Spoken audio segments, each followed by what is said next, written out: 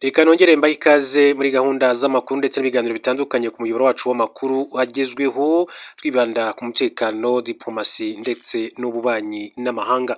Reka tuganire kuri iyi nkuru mbabwire ko umukozi w'umuryango wa Association Modeste Innocent Jean de Dieu Uwizeye yatanze ubuhamya bw'uko yakize ibikomere byo kwiyumvamo ubuhutu kurusha ubunyarwanda binyuze muri gahunda ya Ndi Umunyarwanda. Uwizeye wo mu karere ka Huye yavuze ko akiri muto yiga mu mwaka wa kabiri bigaga amateka y'u Rwanda, bakagaruka ku bubi bw'ingoma ya cyami yayoborwaga n'abatutsi, ngo mu ishuri bakundaga kubaha urugero rw'umwamikazi Kanjogera, hakavugwa uburyo ngo iyo yajyaga guhaguruka yahagurukiraga ku mpinja ebyiri z'abahutu azishinze amacumu. Ati ndibuka niganaga na mugenzi wanjye w'inshuti yanjye magara witwaga Nsanzimana Sylvestre, noneho bakaduhagurutsa njye nkahaguruka mu bahutu, iyo nshuti yanjye magara igahaguruka mu batutsi. Twari tunaturanye ku musozi w'iwacu Isovu. Buri gihe ngo iyo bamaraga rero kwiga amateka yarahindukiraga akamubwira ati Nsanzima, urabona ukuntu abatutsi muri abagome? Ati nawe akabyemera.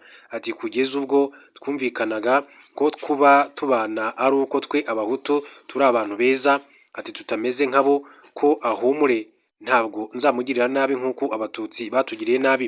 Yavuze ko urwo ari urugero rukomeye cyane rugaragaza uburyo bigishijwe amateka mabi bakonka ibintu bibi. Yavuze kandi ko ubwo urugamba rwo guhagarika jenoside yakorewe abatutsi rwatangiraga bumvaga ko igamije gutsemba abahutu kubera ibyo bari barigishijwe. Uwizeye yavuze ko jenoside imaze guhagarikwa bafashe umwanzuro wo guhunga. Mu nzira bagenda ngo se yaravuze ati mureke dusubire mu muryango, ati kujya kohoha si byiza. Uwizeye ngo yaramusubije ati ndi mu babishyizemo imbaraga mbwira nti muzehe inkotanyi ntabwo uzizi, nta n'umwe uzarokoka. Ngo mu ndirimbo, mu binyamakuru n'ahandi imyumvire yari uko abahutu barenganye, ko abatutsi ari abagome.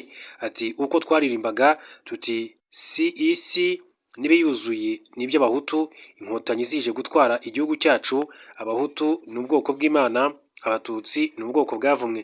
Muri uko guhunga ngo yagiye kubera impamvu zigera kuri ebyiri. Imwe ari uko yumvaga ko abahutu bazicwa n'inkotanyi, icya kabiri ngo hari uko ngo mu ishuri bari barize ko bazaheka abatutsi. Ati bakakubwira n'abatutsi duturanye tuzaheka, ukavuga ngo ntabwo naheka abatutsi, kubera iyo mpamvu ndemera. Ati ndambuka njya muri Repubulika Iharanira Demokarasi ya Kongo. Muri icyo gihe aho bari mu nkambi muri Uvira, ngo Perezida Sindikubwabo yajyaga aza kubasura, ngo umunsi umwe ajyana na Kambanda n'uwari umugaba w'ingabo Kabirigi. Ngo icyo gihe bagiye bafite n'abasirikare n'imbunda za gisirikare kugira ngo berekane ko inkotanyi zitatsinze. Ati nibwo ubutumwa bwa mbere baduhaye mu mwaka w'igihumbi kimwe magana cyenda mirongo icyenda na gatanu. Yaravuze ngo twasubiye inyuma, ati twe dufite imbaraga ntabwo inyenzi zatunesha, mwihangane gato turasubira mu Rwanda aka kanya. Ati muhumure ejo ubundi turaba dutashye. Ikindi bavuze ngo ni uko nibaramuka batashye bazica abatutsi bose n'abahutu banze guhunga. Ati icya gatatu bagombaga no gukusanya imisanzu ya FDLR yitwaga icyo gihe RDL, ndetse kandi bakadukangurira. Ati baradutangatangaga bajya no mu madini. Ati njye navuye mu Rwanda ndi umugatolika, ngeze muri Kongo mba umupantekote. Ati icyanjyanyemo ni ubuhanuzi bwo gusubira mu Rwanda, perezida yapfuye, abatutsi bapfuye, ntabwo nari nigeze mbyumva mu banyagatolika. Iyo bajyaga rero gusaba imisanzu ya FDLR, abayikusanyaga bagendaga bitwaje igitabo cy'ubugingo, maze umuntu akaza yambaye neza afite umusaraba akakubwira ngo nutanga amafaranga ya FDLR turakwandika mu gitabo cy'ubugingo. Ati ubu njyewe twongeye guhunga maze gutanga aya mezi agera kuri 3, barakinyanditsemo, barambwiye ko mfite ubugingo buhoraho kuko nanditse mu gitabo cy'ubugingo. Nageze mu Rwanda nzi neza ko niyo nakora ibyaha gute njye nanditse mu gitabo cy'ubugingo, kuko nabibwiwe n'umuntu wambaye umusaraba amaze kumbwira ko abahutu ari ubwoko bw'Imana, ko abatutsi ari ubwoko bwavumwe. Ntanga amezi agera kuri 3 numva nemewe n'ijuru. Ubwo urugamba rwo gukuraho ubutegetsi bwa Zaire rwabaga, ngo yongeye guhunga, bahungiye Bukavu aho Sindikubwabo yari ari. Ngo yumvaga ko nta kibazo azahura nacyo kuko Sindikubwabo bari bari kumwe. Ngo bafashe umwanzuro wo guhunga banyura i Goma. Bageze basanga umujyi wa Goma wafashwe. Muri uko guhunga byabaye ngombwa ko basubira inyuma, ariko kuko Sindikubwabo yari ageze mu zabukuru mu myaka, biba ngombwa ko abasore bamuheka kuko ataragishoboye urugendo rw'amaguru. Ati badukorera ingobyi ya shitingi, umusaza ati tumukubita mu ngobyi turamuheka, ntangira kumva ko nzaheka na Kagame, ati ngaheka n'abatutsi. Ngo barahunze kugera ubwo agera muri Congo Brazzaville, akomeza yerekeza muri Gabo, ariko mu nzira sine ku bwabo baza kumusiga, bo bakomeza kureba. Yagarutse kandi no mu kubyo yari yarigishijwe mu ishuri, uko yari yarize uburezi, ngo mu mibare bigaga ko uramutse ufite abatutsi 15 ukija 10 waba usigaranye bangahe ugomba guhiga. Mu rugendo rwe igihe cyaje kugera aratahuka, nubwo bitari ku bushake bwe, agera mu Rwanda yumva ko agiye kwicwa, ngo gutahuka kwe kwari gushingiye ku itegeko perezida wa Gabo yatanze ry'uko impunzi z'abanyarwanda zigomba gutaha mu gihugu cyazo. Yishimira ko u Rwanda rwahisemo kutagira uwo ruvangura, ati njye nahunze nzi ko umuhutu n'umututsi batabana uko byagenda kose, kuva ngo oya abanyarwanda n'abanyarwanda, ati mukatuzana ku neza no ku nabi ariko tukabana, njye umutima wanjye waranyuzwe mba naraguye iyo ngiyo.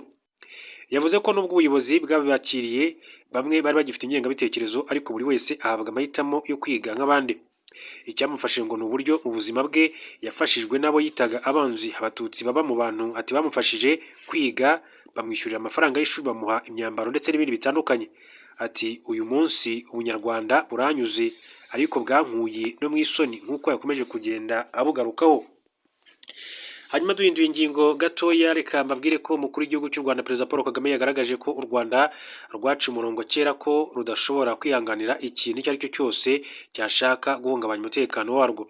Yabigarutseho ubwo yari mu nkera abahizi yasoje ihuriro rya 18 rya Unity Club Intwararumuri kuri uyu wa 8 Ugushyingo 2025.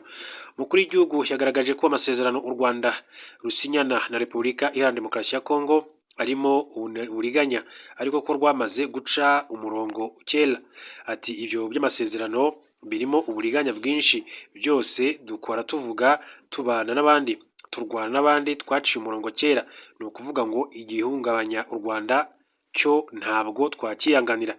Yakomeje agira ati ubuzima bwacu bwo dushaka kubaho ni ikintu twaberaho cyangwa se tukagipfira.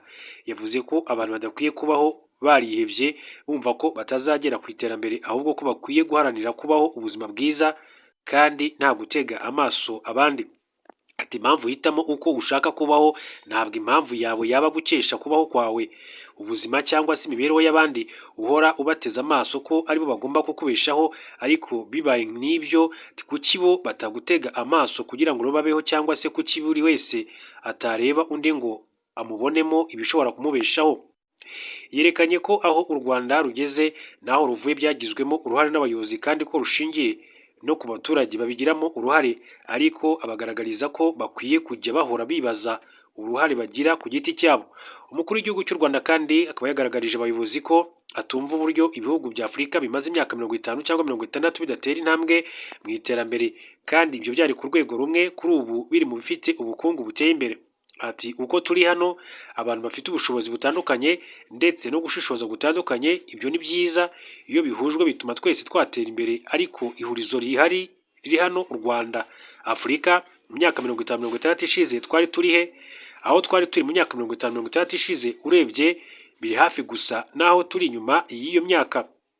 Yongera agira ati ikibazo muri twe tugomba kwishakira umuti, byanze bikunze cyangwa se bikajya ku mugaragaro bikemezwa ko ari umuvumo uturimo ndetse uko tubaye, ariko dushaka kuba ntitujye aho ngo tubeshye. Yavuze ko atumva impamvu ibihugu bya Afurika byemera gukena ndetse no kubaho mu buzima bubi, kandi byari bifite ubushobozi n'amahitamo menshi yo guteza imbere ndetse no kugira impinduka muri Afurika. Minisitiri w'Ububanyi n'Amahanga n'Ubutwererane Ambasaderi Olivier Nduhungirehe yavuze ko ikibazo ibihugu bya Afurika bishingiye ku miyoborere n'imitekerereze kiri hasi yo kumva ko byahora mu bukene. Charles Murigande yavuze ko ikibazo Afurika ifite ari abayobozi babi badakunda abaturage bayoboye, ahubwo usanga bajya ku buyobozi bashaka kwikungahaza. Ati ubundi umuyobozi aha abagomba kurya nyuma, ariko dufite abayobozi barya bonyine kandi ntibagire n'uwo basigira. Padiri Consolateur yavuze ko ikibazo gishingiye ku ngaruka z'ubukoloni bwigishije ko abanyafurika bafite intege nke, nabo bakabyemera kandi bakemera gutekerezwa n'ababakolonije. Ati baraturimbuye, ati baturandurana n'imizi turemera. Minisitiri w'umutekano imbere mu gihugu Dr Vincent Biruta yavuze ko mu gihe ibihugu byakwiyemeza kwigira byabasha kwikura muri iyo ngoyi nk'uko yakomeje kugenda abigarukaho. Ndabashimiye mbifurije gukomeza